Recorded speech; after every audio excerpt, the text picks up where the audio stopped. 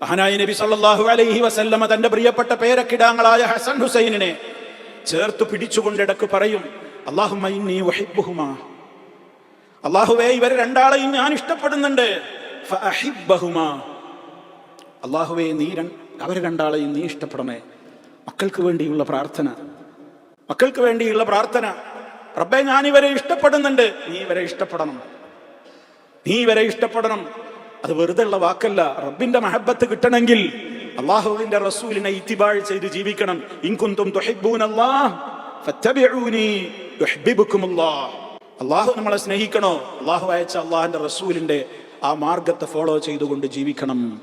നിരന്തരമായി നമ്മൾ പ്രാർത്ഥിച്ചുകൊണ്ടിരിക്കണം. അതല്ലേ റബ്ബനാ ഹബ് ലനാ മിൻ അസ്വാജിനാ വദുർരിയാതിനാ ഖുർറത അഅ്യുൻ വജഅൽനാ ലിൽ മുത്തഖീന ഇമാമാ. എത്ര തവണ നമ്മൾ കേട്ട ദുആകളാണ്. നമ്മൾ എത്രത്തോളം ആത്മാർത്ഥമായി അതൊക്കെ പ്രാർത്ഥിക്കുന്നുണ്ട്.